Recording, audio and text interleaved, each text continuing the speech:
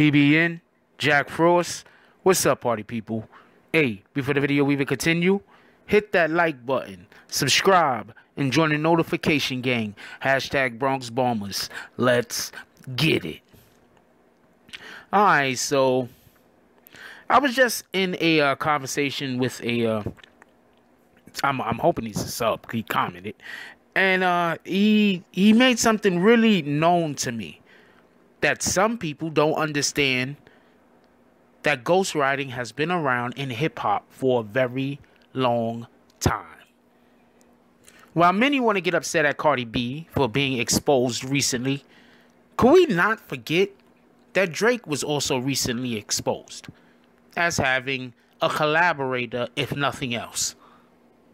If you want to even go back further in hip-hop, Big Daddy Kane has written for the likes of Biz Markie. Ghostwriting is nothing new.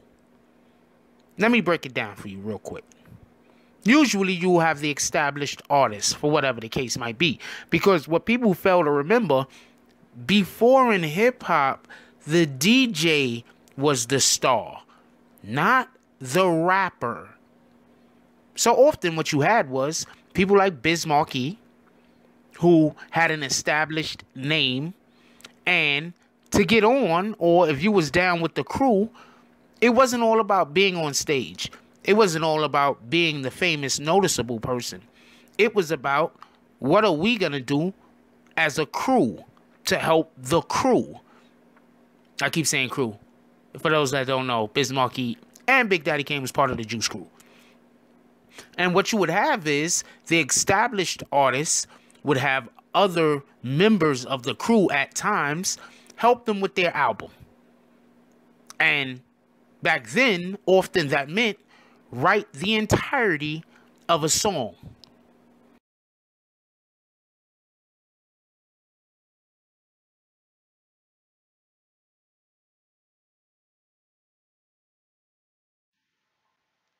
And just so we could be clear about, just the whole artists writing for other artists epidemic, or whatever you want to call it, or situation. Big Daddy Kane did used to write for Biz Markie, like I said. And like I told you also, he wrote some of his biggest hits. So hold on. Right here it says, hip hop heads, did you know that Big Daddy Kane used to write for Biz Markie back in the day? Before he started releasing his own music and rose to become one of the greatest greatest rappers of all time, Big Daddy Kane was friends with the Clown Prince of hip hop and writing rhymes for him.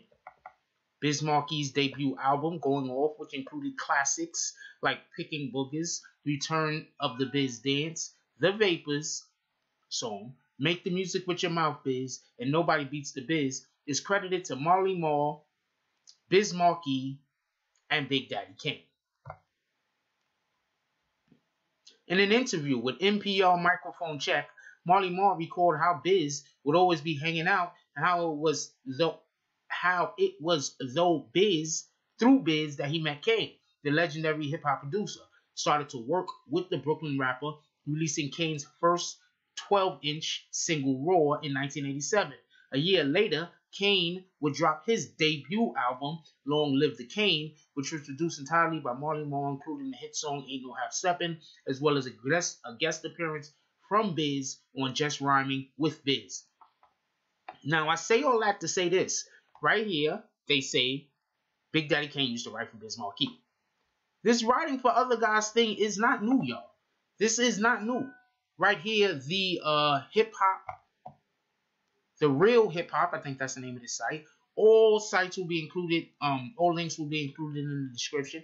They're in the interview with Big Daddy Kane, and they ask him about the song The Vapors. And Kane says, the real hip-hop says, another direct song was The Vapors. I interviewed Ron Fest some years ago, and he told me that The Vapors was an inspirational song, and I never looked at it that way. I thought about it, and yeah, it was motivational. Take me through the process of writing The Vapors. Before I read this, I want y'all to know, I knew people who knew them. Okay, my brothers, they was in a certain group. I knew people who knew them, knew Cool G Rap. knew Kane, knew these guys. I knew people that knew them. So when this song first dropped, me being a kid, I got the 411. I don't even like saying that, but I got the, you know what I'm saying, information on it. And I been knew what he's about to say right now. That's the moral of the song, Big Daddy Kane. That's the moral of the song. You could achieve your goals. Biz had this whole concept of people catching the vapors. It all started about a joke he was making about a girl who went to high school with me, and now that we was doing shows, she followed me around and the mall asking me to take her to Latin Quarters. Biz was walking behind her constantly saying she caught the vapors. She caught the vapors. He told me about the idea for the song, and he wanted to talk about people catching the vapors. Hold on. He told me about the idea for the song, and he wanted to talk about people catching the vapors. That sounds like you're telling a person who writes your material, this is what I want to do next. People that was fronting at first, acting funny, and all of a sudden, they wanted to be in your corner and be down with you. I remember TJ Swan, and TJ Swan really was...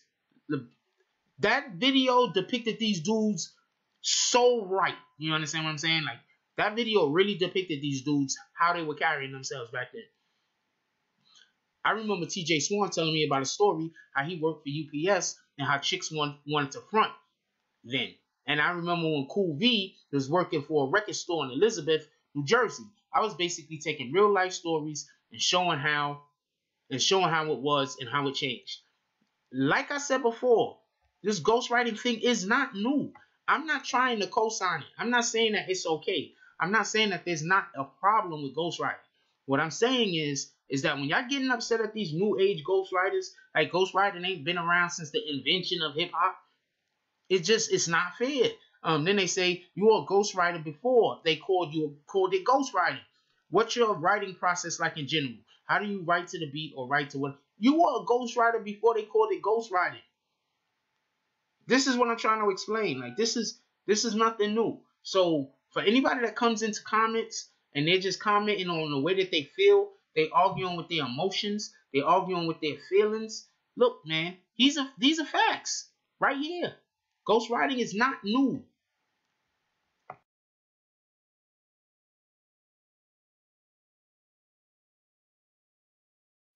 A big topic this week has been ghostwriting, and that's a big theme in the movies. Like, does it still matter who writes rhymes for the person if the artist is big enough, or does it still matter? I don't think it ever mattered in record making. When you're talking about making a record, I don't think people care what it takes for you to make a good record. Just make sure it's good. So I think making a record is like building a house. People really don't expect one person to just do it. It's just it's a team effort. So in writing. Now, as far as being a b-boy, as far as being a hip hop head, as far as respecting the essence and the nature, to me, you get extra points if you write your own lyrics. I feel like if you like this video, please hit the like and subscribe button. If you would like to help dictate the direction that this channel takes, please leave a comment. All comments are appreciated, whether positive or negative. Thank you very much and enjoy your day. And remember, positive thoughts cause for positive things to happen. Let's get it.